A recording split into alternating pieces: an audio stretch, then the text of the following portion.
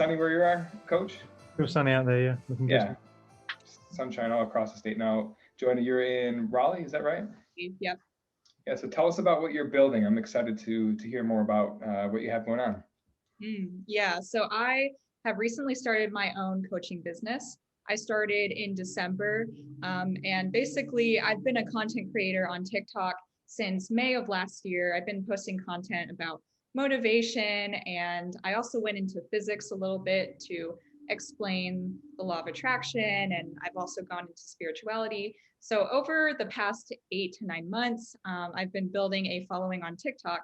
And I started to realize how much I love to motivate people and put that content out there. And then I started to advise people through my live streams on TikTok. I started to mention that I was thinking about going into the world of coaching, and people just said, I think you would make a great coach. So I actually used to be a personal trainer in the past, and I wanted to start helping people at a deeper level. So that's what drew me into the world of coaching. And in December, I began my own business. I've had a few clients since then. And right now I'm just working with them, seeing their transformations, and hoping to work with more people. I love it. What do you think makes a great coach? What makes a great coach?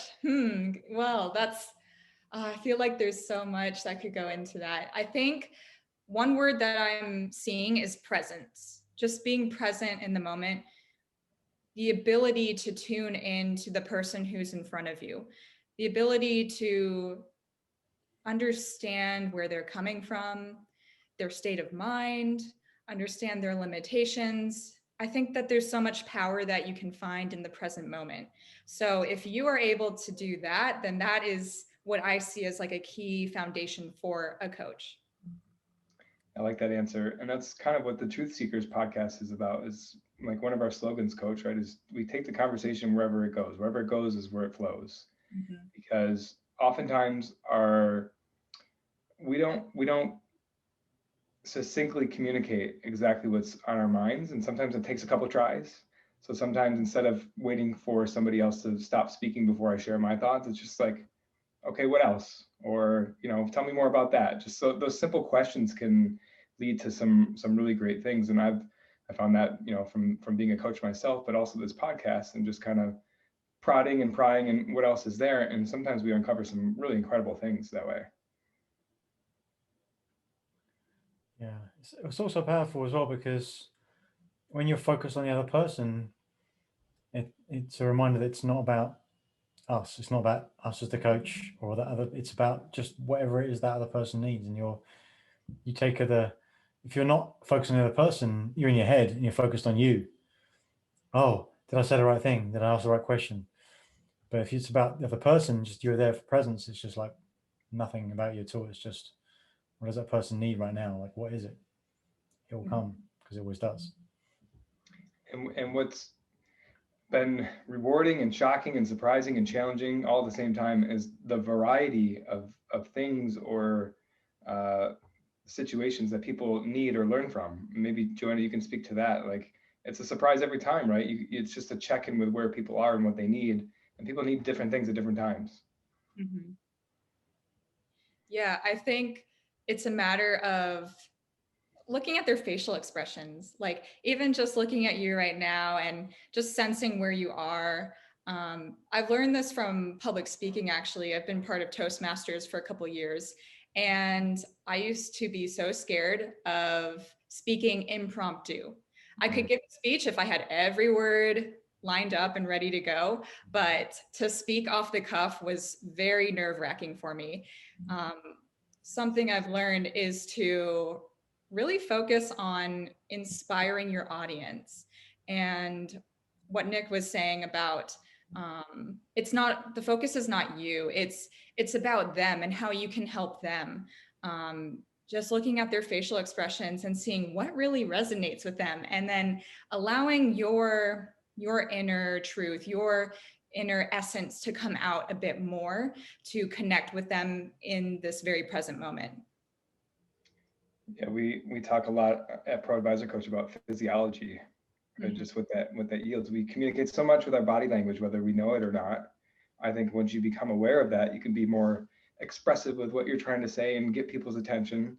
But sometimes a lot of it is unconscious or subconscious, and you can be more and more attuned to that, to pick up on that, and almost like check people on that, or call them on that, because like I said earlier, like a lot of what gets communicated is not really the truth. It takes a little bit of digging, and it takes a little bit of like ears up to what's going on, also eyes up, or peeled eyes, if you will.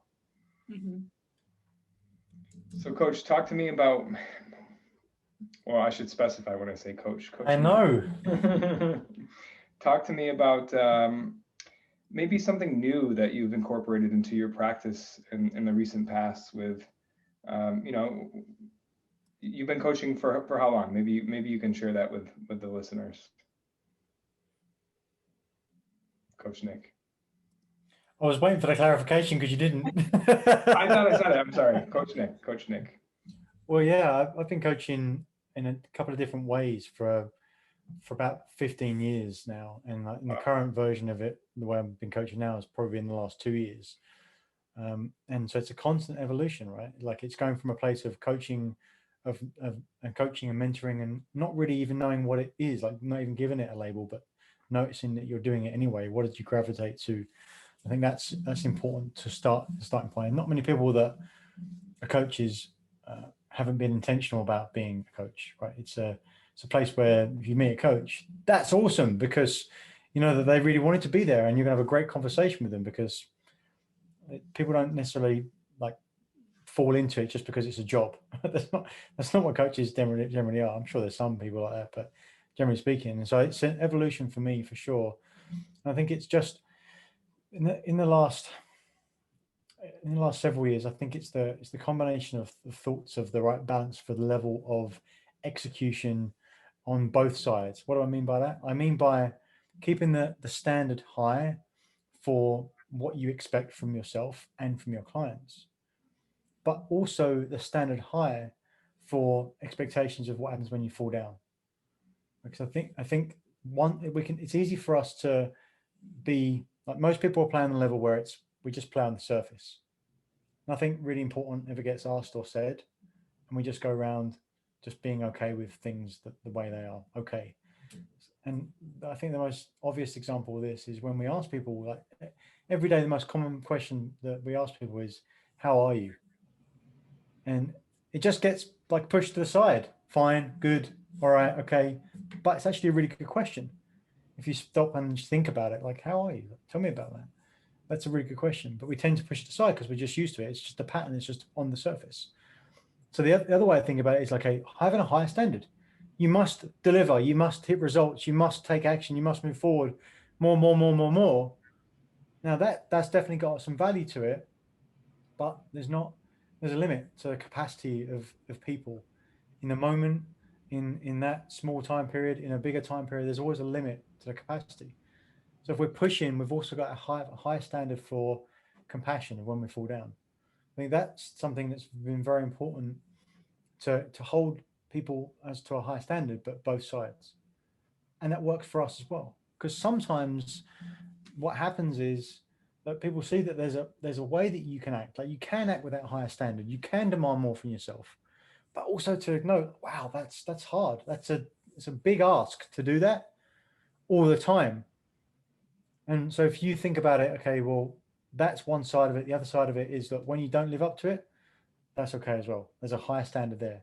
So those dual forces, if you will, those two things that hold each other together, it's the higher standard for expectation, but a higher standard for compassion as well. That's something I go back to often, every day. Yeah, we talk so much about being in a resourceful state of mind, and sometimes our jobs are to understand what state of mind the people that we're talking to are in, because it's meeting them where they are, right? If we're at that high level and setting that standard, are they at our level? Do they need to be brought up to it? Are they just in a state of mind that is not even close, and we need to have another conversation? And I know, Joanna, how do you feel about that? Just about meeting people where they are? Yeah. What struck me about what Nick said is that when you are pushing yourself to a higher standard, to also give yourself that higher capacity of compassion. Because yeah, I think a lot of people where they are is some of them are in a state of denial. Some people don't want to accept their current reality. And so it's important to give compassion to that, to give space for them. So I think one of the most important things I've noticed is giving space for someone, that is compassion. Just giving them that time to release anything that they haven't told anyone else, that they are willing to tell you. That is something beautiful that can happen. So yeah, giving someone space, because people, it's hard to open up, it's hard to be vulnerable. And yeah, it's important to let people understand where they are themselves and to help them see where they could be also. Yeah. Coach Nick, I'm going to give you a geography question here. You ready? When I say the city Las Vegas, what does that mean to you? Yeah, baby. Vegas, baby. But we like to say, like, this is Las Vegas, right? Whatever you say here is going to stay here, and develops that a sort of trust level with, like, Yeah. we can be real here. This is real stuff. Like, you just let it out. Whatever is actually on your mind. There's no sugarcoating it here. Mm-hmm. We can be open and honest, because that's the only way we get results. Mm-hmm. Yeah. You find that to be true, Coach Nick? Yeah, absolutely. I think it's creating the environment for success. Like it's creating the frame up front for permission for people to do things that they wouldn't normally do. Like being able to be vulnerable, being able to say what needs to be said, and everyone coming from a place of openness and non-judgment. And when you do that, you can get down to a deeper level, right? Because if you think about it, all of the emotions that we sometimes define as negative and meanings we give to things is the judgment we're passing on people's actions. But people aren't their actions. At the deepest level, people are just their essence, and everyone at that level is good. Who does not want to be good? If people are acting bad, it's because there's something else that's causing them to do that. At their deepest level, I think it's fair to say that everyone wants to be good because it doesn't feel good to be bad. So if there's an action or an activity that someone's doing that doesn't align with what you see as value or as good, what else can it be? Like it must be that person is doing something that is being caused to do something that you don't know about, you didn't see, or you haven't got all the details. I think if you can come from that perspective, always of curiosity, empathy, vulnerability, openness, compassion, then it saves a lot of time. For Definitely. That makes me think of a concept in psychology where, well, basically giving someone the benefit of the doubt sounds like what you were referring to. We often give the benefit of the doubt to ourselves. So if you see someone speeding by you on the highway, you might be like, oh my gosh, why are they speeding? Where maybe they're rushing on their way because like their wife is having a baby. So we don't know someone's story. And so, yeah, compassion is about saying, well, they're rushing, they're driving too fast, but who knows, maybe they're in an emergency. So that's a way that you can give someone that benefit of the doubt and understand that there might be more going on that you don't know about. Right, and there often is, right? There often is. Like we're projecting what our expectations is of that. Like we're creating a meaning, right? Nothing has any meaning except the meaning we give it. In that moment, you see someone speeding by, you're like, wow, what's that crazy person doing? They must be crazy. They must be. Like the meaning I give it, they must be crazy. What are they doing? I'd never do that. If I did that, there must be a great excuse. Like it must be a great reason. It's just the meaning that we make up. Right? And if we're not intentional about the meaning we make up, it tends to be something that doesn't really serve us at the highest level. Yeah, thanks for sharing that, Joanna. Here's the benefit of that, right? That's where I'm sure that comes from. Yeah. I saw something the other day. Tell me if you have resistance to this, because it's kind of wild. But it says sometimes in order to improve, we need to tell ourselves better lies. Like I don't know if I agree with the premise and that lying is never a good thing, but just the check on a lot of our reality is just based up on stuff we make up to make ourselves feel okay about it. Yeah. I like it because it breaks patterns. It's good, right? It allows you to share it. Like if it's that word can trigger us a little bit to go, oh, hang on, that's not what I expected you to say. Mm-hmm. So it works well. It's the premise makes sense, right? Because it's just made up. Like I make up a meaning that person that's driving past me like is a crazy person. I just made that up. Made it up. Completely made it up. So why not make up something that serves me better? Yeah. Another lie. You can't ever prove. You don't know. You're never going to know. That person's gone. It's just another way to bring a level of awareness, right? Awareness is such a great word we use as coaches because we want to constantly check in with what's real.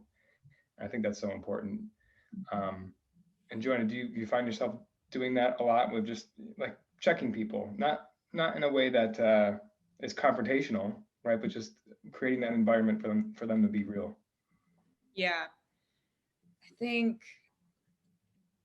that it's again giving someone space, but also in that moment, if you're coaching someone one-on-one, something I like to do is lead people through a quick meditation, because often people will just come with a lot of stress, like in their shoulders, in their face, that built up tension from the day. So I like, you can psychoanalyze someone and their body language, but you can also help them relax in that moment.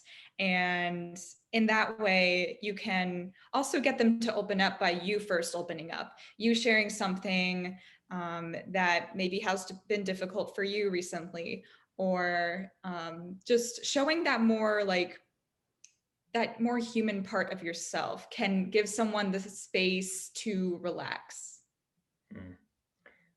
Are you open to me putting you on the spot a little bit, Joanna?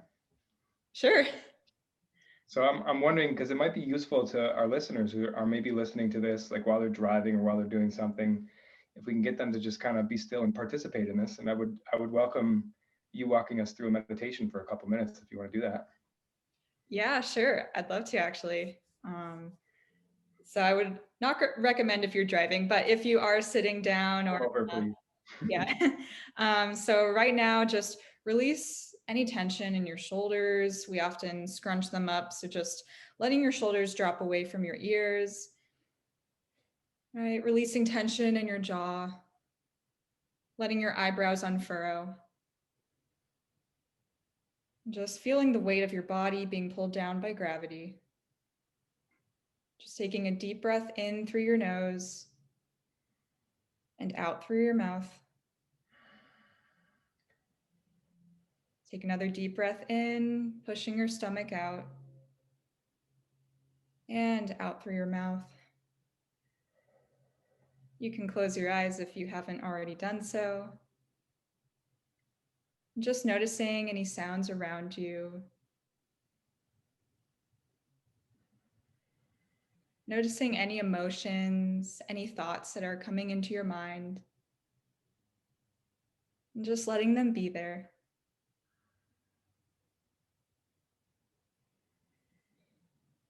Doing a gentle body scan, starting at the top of your head and scanning down through your body.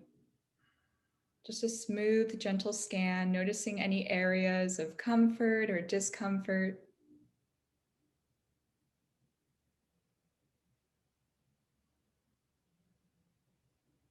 Smooth, gentle scan down through your body, all the way down to your toes.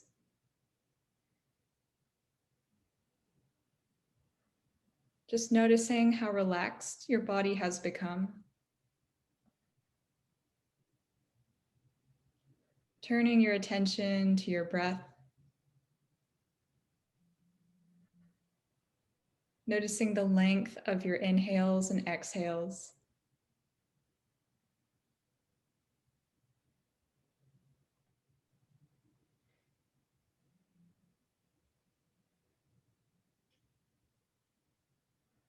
Just letting any thoughts pass.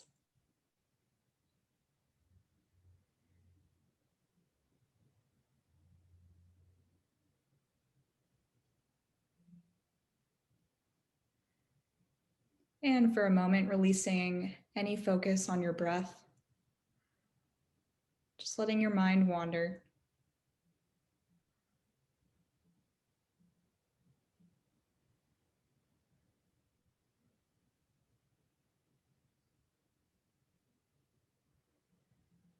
And gently returning to your breath.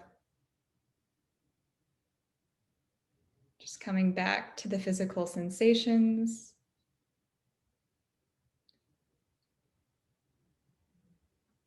Noticing any sounds around you. Noticing the temperature of the air. And just gently waking up your fingers and toes. Whenever you're ready, opening your eyes. And coming back to the present moment, just noticing how you feel now compared to the beginning. Even I feel more relaxed. I always do. I don't think I realized how tense I was. Yeah. Oh, mm-hmm. How do you feel, Coach Nick? Pretty sleepy. It's great. That happens. Yep. Yeah, it's funny, isn't it? Like how we think we need a lot of time for a lot of things, and because we observe time going so quickly, we're jumping about doing a million things at once, but don't need much time. People say life is short. Well, it's probably just because we waste most of it, right? We just need a couple minutes just to hit the reset button. That's all it takes. Great reminder. Thanks, Joanna. Yeah, you're very welcome. Yeah, thank you for that. And Joanna, why don't we end with, I'd like to hear as a coach, what is the most rewarding part for you?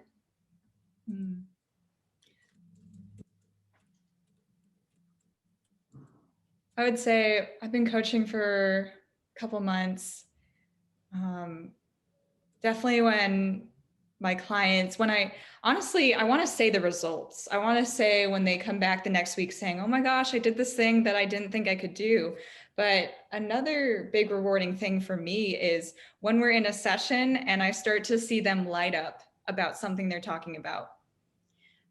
And usually it's different from what they came in for. You know, it's, they start talking about how they want to build a tiny house in the middle of nowhere.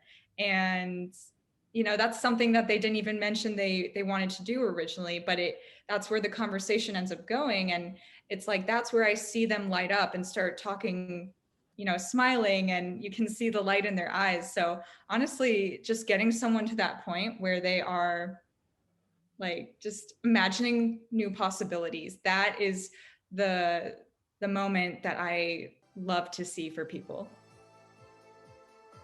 Imagining new possibilities, that would be a great place to leave off here, because, you know, I find myself, same thing, when I see that, just hold up the mirror and was like, whoa, did you see just what just happened right there? How happy you just got when you talked about that? What else makes you like that? And just live in that resourcefulness, because when you're in that state of mind, anything's possible. Anything's possible.